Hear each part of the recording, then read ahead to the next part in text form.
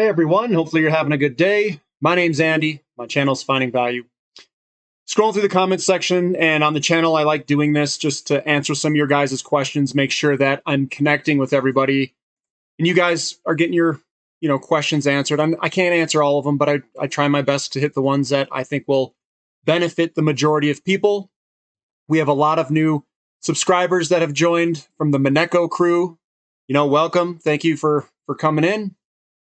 And looking at this, we'll go over kind of a ratio example of swapping metals back and forth that's integrated into the thesis of the channel. Is not just the metals, but ratios itself, and that's how we identify value. And I'll give you an example of how to do that and show you guys kind of how to do that and what's a good buy, in my opinion, at this time. So the question reads, and it's right here, it says, after my country decided to shut down a second time in the fall of 2020, I started buying silver. Then after finding your channel, I also picked up platinum. Like you, I have a large holding of physical ounces of silver. My platinum ounces are nowhere near my silver, but my purchase price between the two is only $10,000 apart. Weighted towards silver. Because both metals are so cheap, I'm always at a crossroads with which to purchase. Would you purchase based solely on the ratios, which would be platinum? Would you purchase both, keeping your base fiat currency equal between the two? Is there a percentage of one metal you'd keep more than the other? If you keep a percentage between the two, would you use a percentage between ounces or a percentage of fiat currency? And in all honesty, if I were to answer that question, I'm going to say it's 100% up to you and what you feel comfortable doing. Now, what I can do is tell you what I think the differences are between the metals. And obviously this is completely my opinion, and I might have a jaded opinion. My opinion, I've used ratios. I've seen these movements before. And silver is a rough one because it stays low for a long time, but so can platinum. Gold seems to be chugging higher, and so does palladium. They're just a little bit more expensive in relationship to these other two metals at this time. So I would even have a holdings of gold because of its monetary aspects. But there's negatives too. Gold doesn't get used for anything else really. I mean, in terms of a percent, the percentages don't get used in industry for gold. So it's mainly a monetary metal. Silver is an industrial metal and a monetary metal, which makes it very good because you get a little bit of both. Platinum is an industrial metal. Now, there's positives and negatives about all of these metals. Platinum is mainly industrial, and not a lot of people own it in investment format. So they don't own the bars as much. But that's a positive because when things start to move, not many people own it. There's not much that people can do to offload it to slow the move. So once it gets some steam going, there isn't much to stop it because the inventory of platinum is very thin. And obviously it's the inventory in relationship to how much is being used. It's basically another ratio. And what you're looking for is a thin inventory with a larger use. And the inventory, I'm just going off the top of my head, guys, this isn't going to be exact. I'm just going to kind of wing it here, okay? Platinum's used at about 8 million ounces per year. It's produced at 6 million ounces. So 6 million come out of the ground, 2 million come from recycling. Somewhere in that ballpark. I think there's about 8 million ounces of investable grade platinum above ground. Don't get me wrong. That's my estimate. I think I read that somewhere. Hopefully that's a reliable statistic. Silver, it's mined at 850 million ounces, something on the lines of that, 800 to 900 million ounces. And inventory, 6 billion ounces maybe. And then gold, actually, I don't even know what gold, well, if it's a 1 to 10 ratio, and let's say silver's at like 850 million, so you divide it by 10 is about 80 million. maybe of ounces of gold. And then the gold holdings, 3 to 4 billion ounces.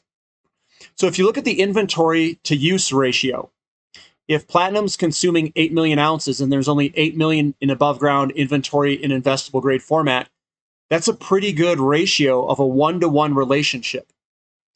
So if this thing starts to get moving, and I don't think the people are necessarily just going to sell their platinum, maybe, maybe not. I mean, we'll see.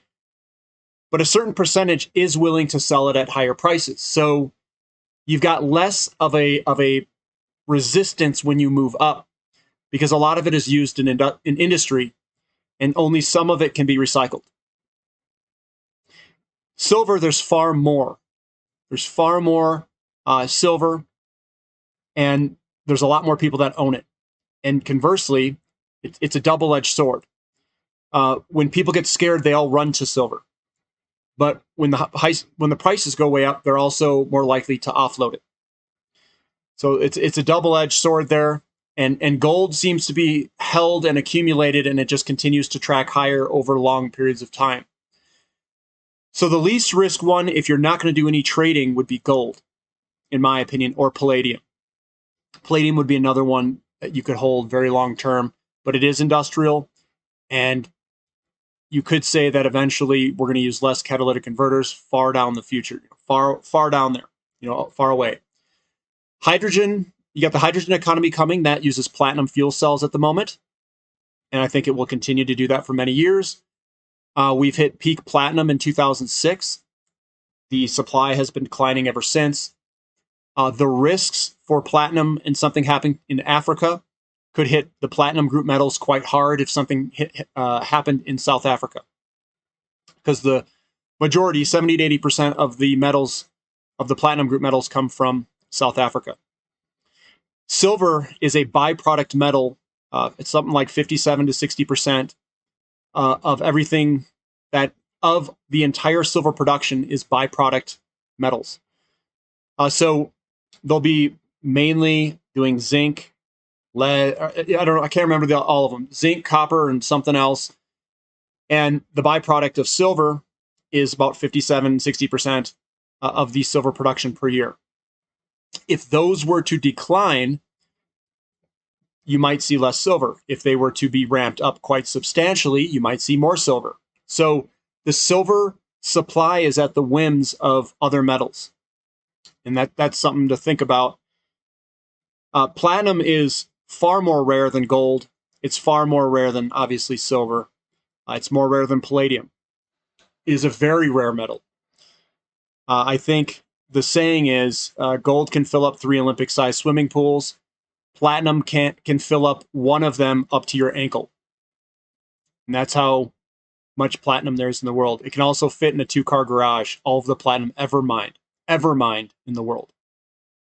So it's a very small little group. And in all honesty, it's almost like a meteor or something hit it, or something, some sort of meteor, asteroid, whatever. Can't remember which one's which, that has all the platinum group metals. Maybe it hit in South Africa a long time ago, and that's what we're mining. I don't know. Maybe, I'm just guessing, because it's all concentrated in one little area. So if you own platinum, it's possible that you may own part of, I think it's a meteor. Maybe, I don't know. One of them's what? No, that might be a comet. I have to look. It's been a long time since I went through that. So what is the percentages? I own 10% gold, and this is estimates, guys. I haven't counted it. 60% silver, 30% ish, somewhere in that range for platinum. Now, when looking at this and doing the ratio swapping game, and how I kind of view this stuff, is I swap to get more ounces. So I'll just go over a quick example so you guys can see it. I'm only going to use 2 metals and show you this. It's going to be palladium and silver. And I use this for another one. Actually, let me think if I can do the color theme. Somebody wanted it as white so you guys could easily see it. So this is the white one. It's super bright for me. I was getting used to black there. So I'm going to show you. 1 second.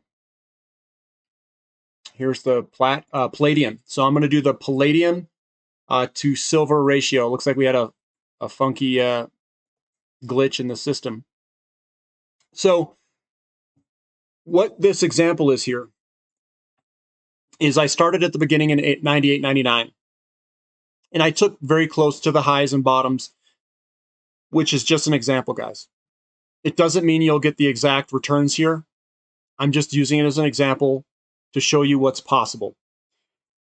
And to gain the general gist of what ratio investing is. And what we do is, this is the palladium to silver ratio.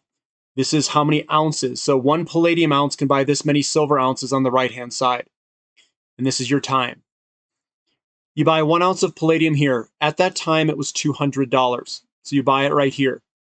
You go all the way to the top, and it's at 215 ounces. That's where this line is. I mean, it went a little bit higher, but let's say we did it at around 215. We know that's an expensive price, and we know that it was coming back down, so we sold it at that time. We swapped our 1 ounce for 215 ounces of silver. We take our 215 ounces of silver and hold it over the next so many years. And we get to a very low level, and we swap our silver to palladium at a ratio of 15.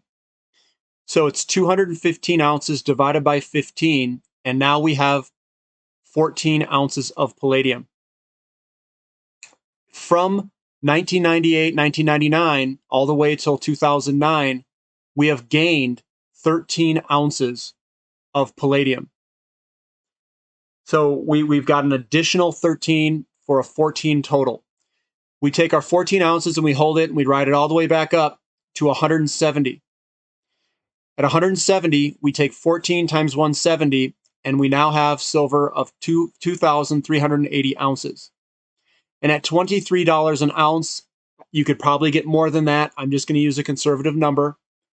You have $54,740 worth of metal. You started with 200. The return is 27.5% per annum, or a total return of 273 times your original amount in dollar terms. That is a simple scenario of using 2 metals and swapping the metals back and forth as you go. Now, is there going to be taxes? Do you have to pay some premiums? There is going to be frictional costs. This is just an example. I'm not saying that this is the exact amount, but the returns are very great. And this was just using these 2 metals. You can use all the metals, and you can find ones that are cheap and swap into the cheapest ones at certain time frames. It gets a little bit more dynamic as things are moving all over the place. At this time, if we were to look at the ratios, platinum is still the best buy. And we went to a ratio. This is platinum to gold ratio. And the ratio was above 2 at this peak over here. It's fallen all the way back down. We are starting to put in a bottoming process. It's broken the downtrend. Things are starting to turn up for platinum. And platinum usually outperforms gold in an inflationary environment, so it makes sense. Right now, we're at 0.53, which is a very cheap ratio in compared to history. I don't think it's ever been that cheap in relationship to gold. Gold has not, I don't think, it might have been close, like 0.7 or something like that in history, but never 0.53 or even lower, 0.4 something. So platinum's cheap to gold. Platinum is very cheap to palladium. It's at 0.49. The higher areas sometimes get over 5. So if you buy it down here, you can ride it all the way back up. And I swapped my palladium for platinum down here at, I think it was like 0.35 is what I got. So platinum is cheap to palladium on the ratio historically. The platinum to silver ratio is cheap for platinum. Historically, in 2002, which was kind of the beginning of the bull market, platinum took off at a faster rate than silver and got to a ratio of 150 ounces. And now we can get it for 41 ounces. So if that were to go back to a ratio somewhere around there, you could get 3 times your silver ounces buying platinum today. If that were to go back, there's no guarantee it would go back in any sort of fast time frame. But most of the time, it usually does well. Platinum does at the beginning of a bull market or inflation. I should say, at the beginning of a commodity bull market. It's very inflation sensitive. And then those are the three metals. So it's cheapest against all the three metals, platinum is. There's been one other metal that's done this. There's been a couple of metals that have done this over time. Rhodium did this in 2016. It was cheap against all of them. It was $650 an ounce. And then in 4 or 5 years, it went all the way to $29,000 an ounce. Huge, big pop there. Rhodium's a little bit more difficult. I don't know how to really get my hands on it. I didn't participate in it, but that was one that you could tell was very cheap in 2016. 2009 was a very cheap one. Palladium was very cheap in 2009. It was cheap against all the other metals. It was below $200 an ounce. I think it was 2009. It might have been a little bit before that, if I can remember correctly. It went all the way up to about $3,000 an ounce over a 10-bagger. So these are metals with no counterparty risk that don't care about dollar inflation or deflation or any of this stuff. You don't have to worry about management. You don't have to worry about nationalization. You don't have to worry about a whole bunch of different things. This is a very reliable way to increase your wealth with very low risk. Now, ratios can be applied to absolutely everything. You can use it against real estate, stocks, metals, other commodities. You can use it. You can do a oil to gold ratio. And what that is telling you is if you use every single ratio that you can find, if it's cheap, if something's cheap against everything, like platinum is today. Platinum is cheap to real estate. It's cheap to stocks. It's cheap to everything. It's cheap to all the other metals. It's cheap to rhodium. It's cheap to palladium, gold, silver. It's cheap to everything. It's probably cheap to itself. How about that? That's when you want to buy it. So what percentage do you want to hold of it? It really depends. If you can, it depends on personal circumstances. I have a lot of silver, enough where I'm running into storage problems. So I am preferring to buy platinum based off of the value density that it can store. It's also the best value on a ratio perspective. Looking forward, platinum is also going to have high demand, and I think the supply side's getting crunched. So I also think that the market dynamics are very good, but so is silver, so is gold, so are all of the metals. So it's hard to say. So I don't have the best answer for you, but if you can swap platinum very easily at a local dealer that you know, I don't think there's any downside to buying platinum. And silver, if you think there's going to be monetary problems, then I would be buying silver. The way that I do it, I try not to guess. I buy whatever's of good value, and I buy everything. So I buy a lot of platinum, I buy a lot of silver, and then I have gold because it's a monetary metal. That's the way that I set it up. Doesn't mean I'm right. And the percentages can vary dramatically based off of what you want to do. People could be 70% gold, 30% silver. I'd be completely fine with that. I do think that it would be a mistake to put everything in one thing. I do think that's probably not the most logical thing to do in case something happens. So it's highly dependent. I know it's a long answer, but and you guys obviously kind of get a gist of what ratio investing is, and it's a process that takes out opinion out of it. I do look at market balances. Market balances are the supply-demand characteristics in the future. I favor those that have difficulty increasing supply. So I like copper, I like oil, I like uranium, I like silver, I like platinum.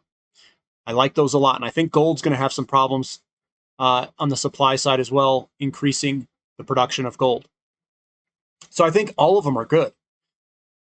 I can't tell you what percentages are what. It really highly depends. If there's people who really like energy and they're going to overweight energy. There's people who like physical metals, they're going to overweight physical metals.